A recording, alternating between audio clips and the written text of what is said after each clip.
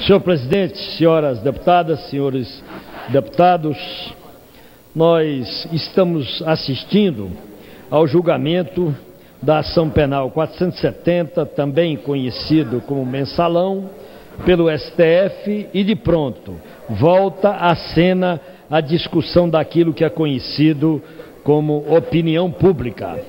Há os que se acreditam intérpretes da opinião pública ou que se acreditam a encarnação dela própria, como é o caso da nossa velha mídia, que se arvorou desde sempre a condenar por antecipação todos os réus desse processo e a pretender pressionar o STF, querendo que o tribunal aceitasse pura e simplesmente a sentença ditada por ela.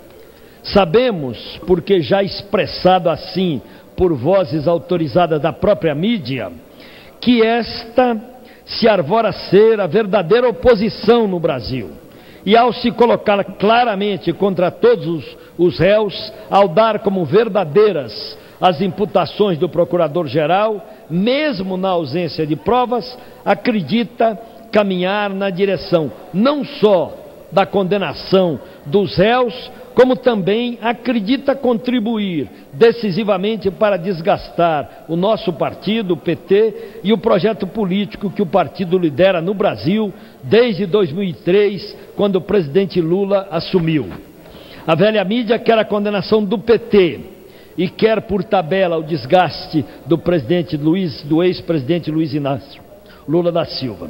Os nossos chefes de redação da velha mídia, certamente orientados por uma perspectiva política conservadora, que é antiga, e recebendo ordens de cima de seus patrões, decidiram por um viés de cobertura, muito antes mesmo do início do julgamento, destinado a pressionar o STF, querendo que o Supremo se desmoralizaria se não atendesse o clamor das ruas, do que ela chama opinião pública. O máximo que o chamamento, a mobilização dela produziu foi uma manifestação de 60 pessoas, se muito, no Rio de Janeiro.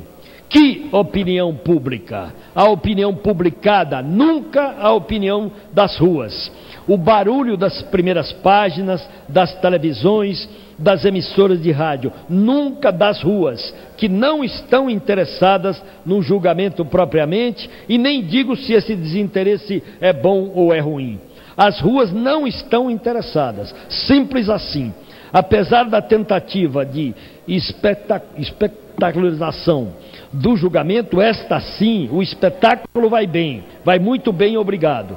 Só não parece emocionar tanto o público, que não parece caminhar na agenda que se tenta impor a ele. A velha mídia não é a opinião pública e nos últimos anos no Brasil tem sofrido uma derrota atrás da outra, como costuma dizer o deputado Fernando Ferro. Fosse vitoriosa, deputado Fernando Ferro, e Lula não seria eleito em 2002. Fosse vitoriosa, Lula não seria reeleito em 2006. Fosse vitoriosa, e Dilma não encarnaria de modo tão vitorioso o terceiro mandato do nosso projeto. O Correio Brasiliense reconhece, dia seguinte ao início do julgamento, faltou quórum na praça, ao constatar que o maior ato do dia, que reuniu militantes do PSDB, do DEM e do PPS, reuniu a multidão de 15, isso mesmo, deputado, a multidão de 15 manifestantes. Com certo tom lamurioso, o Correio Brasiliense diz isso. A chamada opinião pública não atendeu ao chamado da mídia, que se considera, como já disse, enganosamente como a própria opinião pública. O Valor Econômico constata também que nas ruas mensalão é ignorado pela população, que preferiu as Olimpíadas. O professor Vinícius Lima lembra que pesquisas de opinião indicam que apenas 1 em cada 10 pessoas tem conhecimento do julgamento, num artigo esclarecedor que escreveu para o Observatório da Imprensa, postado no dia 7 de agosto, hoje, sob o título "Que opinião pública é essa?", indispensável para a compreensão do que pretende ser a opinião pública construída pela mídia ou opinião publicada. O grau de parcialidade da velha mídia, a tentativa de produzir antecipadamente a sentença, tem provocado saia justa até mesmo entre os jornalistas. O ministro Joaquim Barbosa, depois de explicar alguns aspectos do atual processo, de súbito perguntou aos repórteres que o entrevistavam: e sobre o outro, vocês não vão perguntar nada? A nota na coluna de Mônica Bergamo indica que, em resposta, o que se viu foram sorrisos amarelos, e logo em seguida o ministro replicou: a imprensa nunca deu bola para o mensalão mineiro. O ministro Joaquim Barbosa, hoje, verdade verdadeira, está na Folha de hoje, mesmo o processo mineiro, precedendo a ação penal 470, nunca experimentou a pressão da opinião publicada. Talvez fosse o caso de Fernando Henrique também opinar sobre a ação dos mineiros, ele que vem deitando falação para que haja punições na ação penal 470. Diria o que disse? Voltaria novamente a Dostoiévski, Crime e Castigo? Houve jornalistas com senso de responsabilidade, que têm compromisso com a sociedade e com a verdade, que resolveram botar o dedo na ferida e mostrar o clima que a velha mídia resolveu criar às vésperas da ação penal 470 e mesmo quando o julgamento se iniciou. Lembro de modo muito especial do jornalista Jânio de Freitas, que chegou a dizer, num de seus artigos recentes, denominado O Julgamento da Imprensa, que o julgamento do mensalão pelo Supremo Tribunal Federal é desnecessário. E explicou: entre a insinuação mal disfarçada e a condenação explícita, a massa de reportagens e comentários lançados agora sobre o mensalão contém uma evidência condenatória que equivale à dispensa dos magistrados e das leis a que devem servir os seus saberes.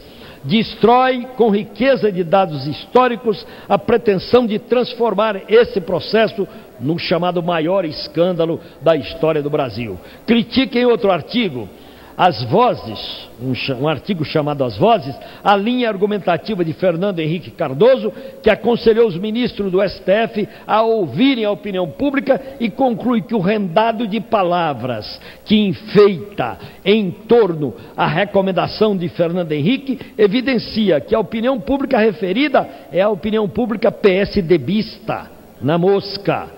A recomendação de Fernando Henrique, como diz Jânio de Freitas, não é mais do que um apelo velado, no sentido de que o STF não negue o seu socorro ao catatônico PSDB nessa hora difícil de confrontos eleitorais, e fecha as aspas. E nada melhor para tanto que a condenação de um punhado de petistas. O jornalista Paulo Moreira Leite foi outro a se insurgir contra a tendência dominante da imprensa brasileira. Arrisca tomar posição e dizer que é fundamental uma reforma política, tanto falado no dia de hoje aqui, que implica em mudança nas regras de campanha, que ao menos controle a interferência da economia sobre a política. Mostra que o julgamento começa sob um ambiente enviesado de uma opinião publicada, com o pressuposto de que os réus são culpados, que o ex-deputado Roberto Jefferson diz uma coisa em público, outra na justiça, que no processo não há menção a José Dirceu como chefe de nada,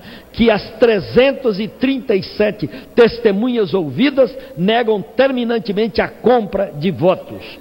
Unanimidade contra a opinião publicada, e que não se compreende a diferença de tratamento entre o chamado mensalão mineiro e a ação penal 470, ora em julgamento. Por que apressar esta, sendo o episódio mineiro muito anterior? Para concluir, senhor presidente, o que queremos dizer, nós do PT, é que os valores democráticos não combinam com quaisquer procedimentos de exceção, não combinam com lixamentos morais, não combinam com condenações prévias, não combinam com julgamentos que desprezem provas ou que pretendam condenar à base do ouvir dizer. E temos a convicção de que o STF se baseará naquilo que os autos apresentam, fará um julgamento sereno, sem ceder à pretensão da mídia de causar constrangimentos aos ministros. No STF temos convicção, há homens e mulheres atentos à justiça, com sólida formação jurídica e que não se impressionam com as chicanas patrocinadas pela velha mídia. O julgamento será justo, próprio de uma sociedade que já chegou à maturidade democrática, de um Brasil que vive, de 85 para cá, o maior período de normalidade democrática de nossa história. Muito obrigado, senhor presidente.